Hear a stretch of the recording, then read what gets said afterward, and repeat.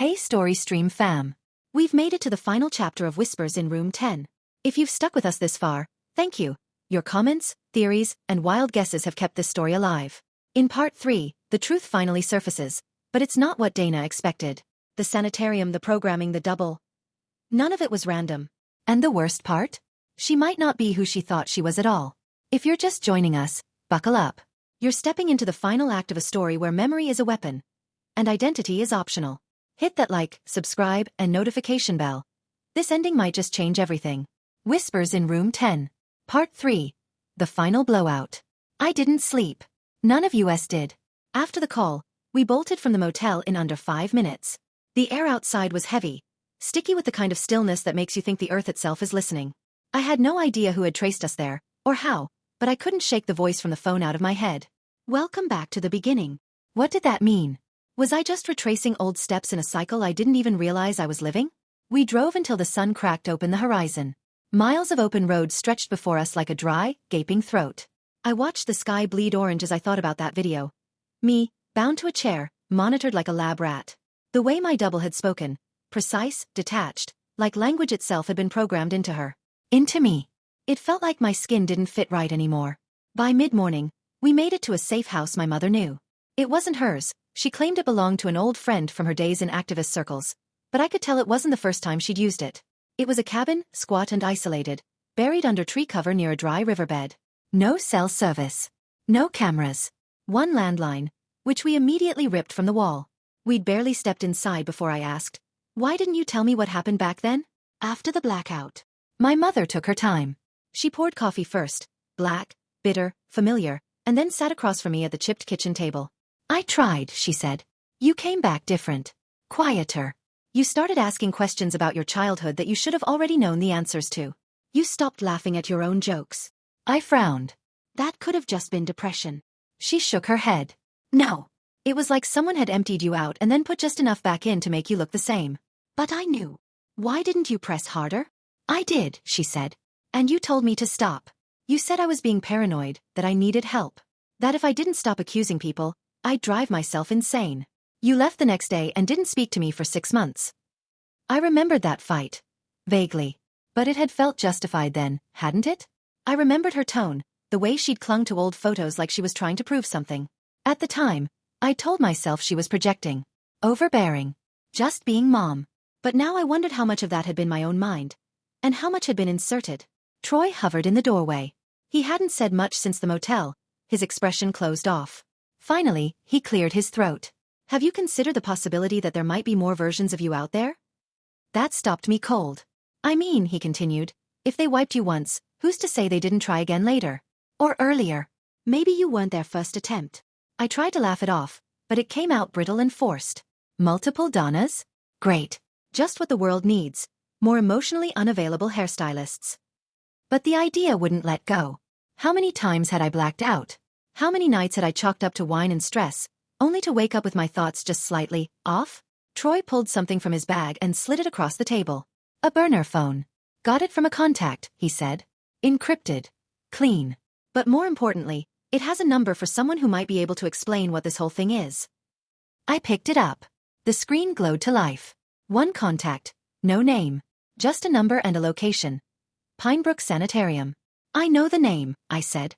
"It shut down a decade ago." "Exactly," he replied.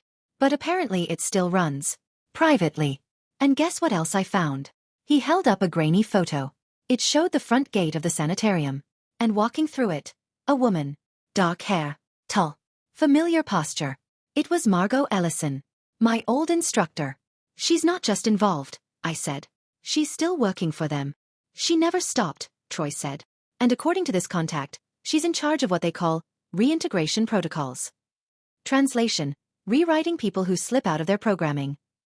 "And she's doing it from inside a place no one thinks is operational," I whispered. "Jesus. I want to go there," I said after a moment. "I want to find her. I want answers." My mother set her mug down, hard. "And what if it's a trap?" "It is," I said. "All of this is. But I'm not going to keep running. If they've been rewriting people, if I'm just one of dozens or hundreds, I need to know what the hell I am." My mother looked like she wanted to argue. But then she nodded, resigned. "Then we go prepared," she said. Not as victims. As a warning. That night, while they slept, I stayed awake reading everything on the drive again. Line by line. In the final folder, one line buried in a memo stood out. If Subject 42A achieves memory reintegration without controlled conditions, initiate failsafe. It didn't say what the failsafe was, but I had a sinking feeling that I was it. Not the victim. The weapon. And I was already too far gone to be stopped. The forest swallowed the road long before we saw the gate. Pinebrook Sanitarium sat hidden in the hills, tucked behind a veil of pines and overgrowth thick enough to turn headlights into fog. The closer we got, the worse my skin crawled. I didn't know if it was the place or what it represented, but something about the air felt thinned. Like we were pushing into a space that didn't want us there. Troy killed the engine about a quarter-mile out. We walk from here, he said. No cameras this way, and no tire tracks to follow. We moved in silence, our breath fogging in the morning chill. My mother walked ahead, sure-footed and focused, dressed in plain gray and black like she was going to war. She probably was. I watched her move with the precision of someone who had lost things, and refused to lose again. The gate to Pinebrook rose like a rusted jawbone, crooked and creaking. The sign above it was barely legible, Pinebrook Neuropsychiatric Center, EST 1954. Most of the letters had fallen away. Charming, Troy muttered, crouching near the edge to disable a motion sensor. Give me a sec. While he worked, I turned toward the building beyond the gates. Pinebrook didn't look like the asylums you see in movies. There were no looming turrets or broken windows. Just a long brutalist concrete facility, all straight lines and faded beige. Sterile. Dead.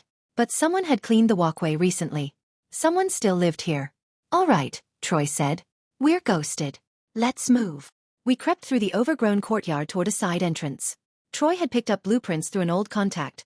The security schematics had long been outdated, but the foundation was solid. He knew where the blind spots were, and how to slip through them. Inside, the air was cold and antiseptic. We moved past dim hallways lined with locked doors, most with peeling nameplates. Behind one, I heard something that stopped me cold. A woman's voice humming, off-key, slow and hypnotic. We kept going. Troy led us to a stairwell and down 2 levels. In the sub-basement, the lighting changed. No longer flickering fluorescents, but soft, clinical LEDs. The walls were freshly painted. The floor was spotless. Not abandoned, I whispered.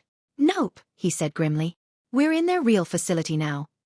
At the end of the corridor was a room with a keypad and biometric scanner. The kind of tech you don't leave behind if you're truly out of business. I stepped forward, unsure why I felt compelled, and placed my hand against the reader. It turned green. The door unlocked with a soft click. Troy and my mother stared at me, eyes wide. You shouldn't have access, Troy said. Not unless. I've been here before, I said. This was my room. The door slid open. Inside was a chamber I remembered only in dreams. White. Circular. Monitors hung from the ceiling like mechanical chandeliers. In the center, a reclined metal chair with worn leather restraints. This was the room from the video. This was the beginning. I stepped forward, dizzy. My fingers grazed the edge of the chair. Flashes hit me. Screaming. Needles. A voice saying, "We need her compliant." A woman leaning in close, whispering, "You'll thank us when it's over." Then another voice behind me. "You always had a gift for remembering." I spun. There she was. Margot Ellison. Time hadn't softened her. She still wore her hair in that sharp, immaculate bob. Still carried herself like a surgeon walking into an open chest. But her eyes, once warm, once full of quiet pride, were ice now. "You shouldn't be here," she said. "I think I should be," I replied. "I think I've always been here." Margot sighed. "You were supposed to be our clean slate. You were stable. Predictable. The perfect recovery subject. But you had to start remembering. You messed with my mind." "No. Dana. We saved it." Troy moved to step between us, but Margot raised a hand. "Don't," she said to him. "You don't understand what she is. What I am." I snapped. "Why don't you enlighten me?" Margot turned to me. "You think you were just a hairstylist with a good ear and a bad memory. But you weren't just listening to secrets. You were collecting them." "What are you talking about?" "You're a node, Dana. A listener. That's why we chose your career. People talk when they're vulnerable. When they're under scissors. You were implanted with a subconscious directive to absorb what you heard, and transmit it during sleep intervals. Dreams. Dana. That's when you offloaded everything." I staggered back. "You used me." "We created you," she said coldly.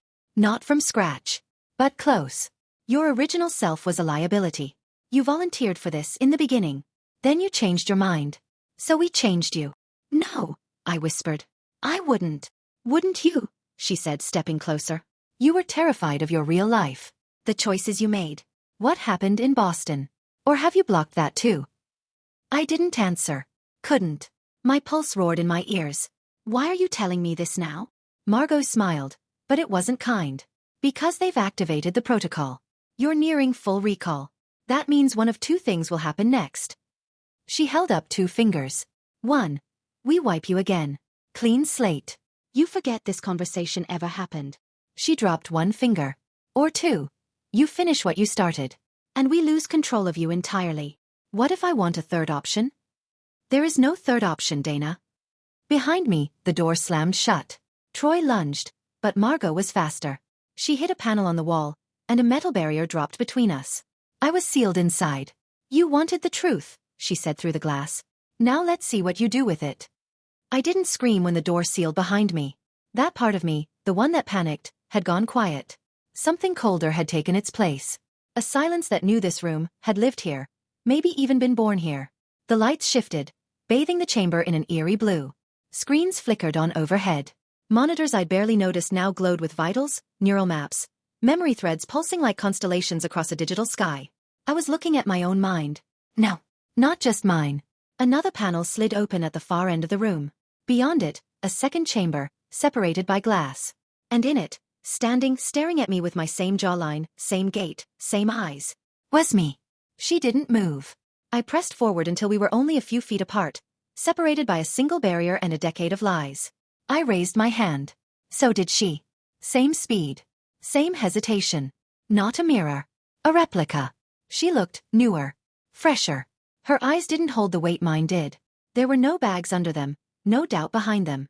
She hadn't lived through my years of second-guessing, loneliness, or that creeping dread that something was always missing. She was clean. Subject 42B, a voice said through the intercom. Margot's. Flat and emotionless. Meet Subject 42A.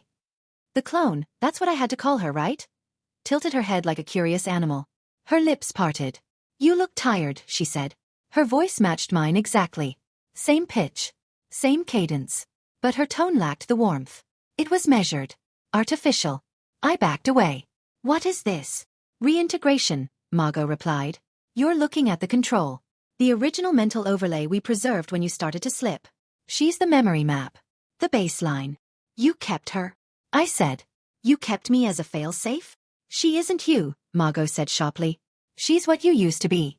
What you agreed to become. What we replicated and refined.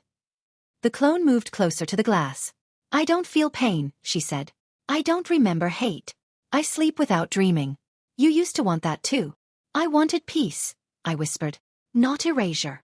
That's not what you signed up for, Margot snapped. I rounded on the speaker. Then what did I sign up for? Enlighten me, Margot. There was a pause, then static. 10 years ago, you were part of a deep surveillance beta. You volunteered after your brother died in an accident tied to a corporate leak. You wanted revenge. You agreed to implant protocols, sensorial, mnemonic, linguistic. We embedded them beneath your consciousness. Made you a recorder. A net. My heart hammered. You said you'd give up anything for justice, Margot continued. So we took you at your word. The clone, 42B, watched me with unreadable eyes. I still believe in the mission, she said. I don't, I snapped. You're just a recording. A shell. You don't know anything beyond what they wrote into you. 42. BS smile didn't reach her eyes. That's enough. The monitors above began to scroll faster. Brain activity. Emotional triggers. The digital skyline flared crimson. Margot spoke again. You're both unstable now. Cognitive overlap is causing neurological strain. This isn't sustainable. We'll need to reintegrate the surviving subject and terminate the redundancy. My stomach dropped. What? One of you lives, Margot said. The other becomes code. I stared at 42B. She smiled softly. I don't mind becoming you again, if that's what it takes. I took a step back. You're not me. You're a tool. Then why are you the one in the cage? She replied. The glass between us suddenly hissed. Began to retract. Oh no, I whispered. A countdown began on the monitor. 30 seconds. 29. 28. Margot's voice returned. Robotic now. Final phase commencing. Merge or destroy. The system will decide based on neural coherence. You're going to let us fight it out? I shouted. This was always the endgame. Troy's voice crackled in my earpiece. Dana, we're almost through the panel. Hold tight. I didn't answer. I didn't move. 42B stepped forward, eyes wide. She seemed almost curious about what pain might feel like. I saw it then, the glint in her gaze. She wasn't emotionless. She was hungry. The glass fully withdrew. We were face to face. I could hear her breathing. Then she lunged. I ducked, narrowly missing her grasp. She was fast. Faster than me, maybe, but she wasn't used to improvising. I shoved a stool in her path and darted behind the monitoring station. Her movements were surgical, precise, predictable, and that gave me an edge. This isn't you, I shouted. You're just a program. She froze. I saw the twitch in her eye. The moment the command structure stumbled. I have instincts, I said. Gut feelings. You only have lines of code. She looked down. Just for a second. I leapt. Knocked her against the chair in the center of the room. Alarms blared. The door behind me burst open. Troy and my mother stormed in, weapons drawn. Margot's voice shrieked through the speakers. No. She's not stable. Do not. Troy fired a single shot into the speaker. The room fell silent. 42B looked at me. Dazed, cornered. She didn't move to fight again. She just whispered, "You'll never know what's real." I already don't, I said. But at least I choose it. Then I hit the override on the terminal. And everything went dark. The lights didn't just flicker, they died. All of them. 1 second the room glowed under sterile fluorescence, and the next it was pitch black, thick with a kind of darkness that feels like breath on your neck. Emergency override triggered, Troy said. Nice job. I didn't expect it to cut everything, I muttered, still shaking. Just the surveillance. You hit a neural mainframe dump, my mother said, sweeping a flashlight beam over the wrecked chamber. Pinebrook's AI defense protocols will assume containment breach. What does that mean? I asked. It means, she said grimly, they're going to seal this place. And probably incinerate it. A groan rumbled through the walls, a deep metallic tremor that sent a shiver straight down my spine. The ground beneath our feet vibrated slightly. Yep, Troy said. We need to move. Now. I turned to the chair where 42B had collapsed. But she was gone. Where is she? I whispered. Troy followed my gaze. She got up. She was stunned. There's no way. Then we heard it. The unmistakable, distant clang of something metallic slamming shut. Then another. A sequence of doors locking from the bottom floor upward. Systems purging, Troy muttered, already sprinting for the hallway. Sub-basements first. Let's go. We ran. My legs screamed with every step, but adrenaline drove me harder than fear. My mother stayed behind me, weapon drawn. Troy moved ahead, flashlight scanning. At every corner, we saw signs of a place folding in on itself. Walls receding behind bulkheads. Alarms flashing dimly in red. The stairwell we had entered through was already sealed with a heavy pressure lock. Ventilation shafts? I asked between gasps. No good, my mother said. They're programmed to close during purge. Fire suppression's next. I could barely hear her over the siren that began blaring, low and throaty, like a ship going down. Troy pulled us into a narrow service hallway. There's an access elevator 2 wings over. If the override hasn't hit it yet, we can use it to reach ground level. We burst through a set of double doors and into an operating wing. This section had been pristine before, but now, cracks had formed in the walls, and smoke curled from the ceiling vents. Something was burning. And something else was following. I didn't realize until I glanced behind us and saw movement at the far end of the hall. Not fast. Not clumsy. Just steady. Dana, don't stop, my mother snapped, dragging me forward. I stared a second longer. It was her. 42B. Walking barefoot down the corridor, her hospital gown streaked with soot, her face perfectly calm. No rage. No panic. Just intent. She's not alive, I whispered. No, Troy said. She's executing final commands. They can't let you leave if she's still active. How do we stop her? We don't, he said. We outrun her. We reached the elevator access just as another tremor shook the building. This time, part of the ceiling gave way behind us. Plaster and concrete collapsing into the hall. Troy slammed his fist on the keypad. It sparked, then blinked to life. Power rerouted, he said. This should. The door opened. And there was someone inside. A man. He looked unwell. Pale skin, eyes sunken deep into his skull, his hospital gown stained with something dark and flaking. But what froze me was his smile. I was wondering when you'd find me, he rasped. Who the hell? My mother began, raising her weapon. He raised both hands. I'm one of you. Or I was. Dana in, Troy said, pushing me into the elevator. The man didn't follow. You don't remember me, he said. But you should. I was the first listener. The doors began to close. I hope you make it, he added. I really do. The doors sealed. The elevator shuddered upward. For a few seconds, we said nothing. Just the soft hum of the lift and the distant roar of collapse beneath us. Then my mother spoke. There were others? Troy nodded slowly. There were many. Before they got it right. I felt sick. He was broken. He lasted longer than most. The elevator dinged, and the doors slid open to a pitch-dark corridor. We'd reached the ground level. But the exit wasn't safe yet. We hurried through the lobby, once a welcoming space, now stripped bare. Security booths stood empty, and the front doors were sealed under emergency lockdown. I can hotwire the control panel, Troy said, already working on it. Just by me.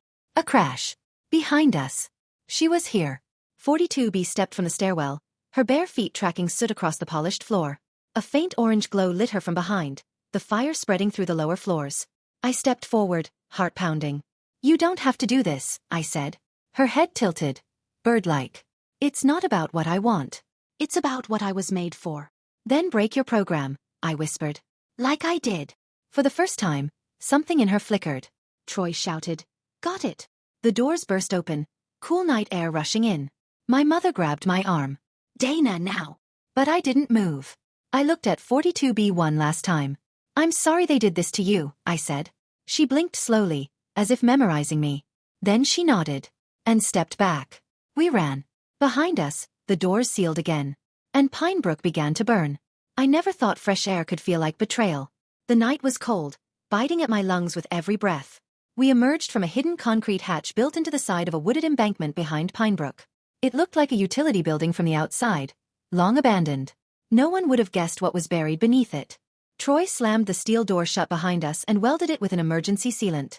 That should hold, he said. For a while. My legs wobbled as I stepped onto grass for the first time in what felt like years. It was damp with dew and reeked faintly of sulfur from the facility's underground discharge. I looked around. Nothing moved in the trees. No birds. No bugs. Just silence. Where are the teams? My mother asked. The safe house crew? You said they'd be tracking us. They should have picked up our location beacon by now, Troy said. He pulled out a handheld device, tapped it, frowned. Signals jammed. That's not possible unless... He didn't finish. I already knew. Someone had anticipated our escape. What does that mean? I asked, my voice cracking. He looked up, jaw clenched. We're still inside the fence. Figuratively. Maybe literally. I stared through the tree line. We were supposed to be free. But something was wrong.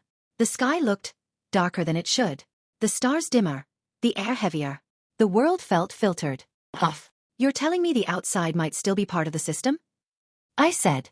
Could be a simulation extension, he said. Or Pinebrook might have had wider infrastructure. Satellite range, drone perimeter, AI sweep nets. My mother lowered her gun, face pale. They were building global reach. With the listener program feeding them intelligence through subjects like Dana, they didn't need surveillance. They had minds. I swallowed. If I was just one of many, how many others are still active? Troy was already typing on a secure tablet. He froze. There's a new data packet on the dark feed. Just dropped less than an hour ago. From Pinebrook? I asked. From someone inside Pinebrook, he said. But it's not encrypted. It's open source. He tapped to play the file. Audio filled the woods, my voice. But not from anything I remembered saying. It was one of the sessions. A private memory. A confession I didn't even know had been recorded. I felt my blood run cold. They're leaking me, I said. My thoughts. Your programming, Troy corrected. The algorithm that made you special. They're giving it away. To who? My mother whispered. To everyone, Troy said. It was chaos theory in real time. Let enough of Pinebrook's tech leak into the wild, and suddenly you didn't need facilities. You didn't need tests. You just needed listeners. Willing ones. We started moving. There was a service road about a mile out, past the tree line. Our best bet to find help, or at least get out of the dead zone. But with every step, I couldn't shake the sensation that we weren't alone. We reached the road by dawn. Mist clung to the edges of the gravel, and the horizon glowed faintly with orange. A figure stood waiting at the roadside. Troy grabbed my arm. Wait. It was a girl. Maybe 20. Blonde. Hoodie. She looked normal. Harmless. But her head was tilted, and her mouth moved, muttering something we couldn't hear. As we got closer, I realized she was speaking into an earpiece. And the words? They were mine. Word for word. Lines I'd said in Pinebrook. During therapy. During conditioning. She's repeating me, I whispered. Troy stepped forward. Who sent you? She turned to him wide-eyed. I heard her in the dark. I heard everything. You're trying to stop it. But it's already in. She laughed. Everyone's a listener now. And then she ran.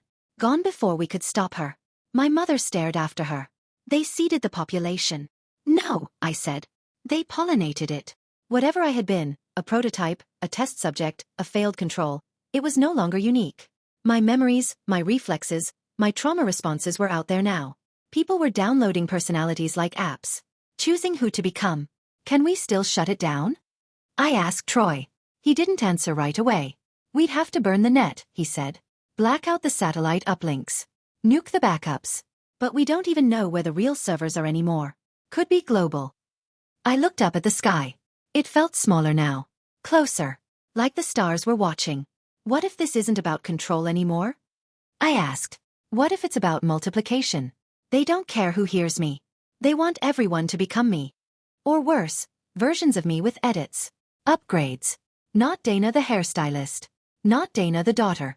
Not even Dana the survivor. But Dana the template. That night, we camped in the ruins of a gas station on the edge of the city. My mother kept watch. Troy tried to reprogram the tablet to find the origin of the leak. And I couldn't sleep. Because I knew something now. There were more of her out there. Not just 42B. Others. And one of them was already ahead of me. Watching. Waiting.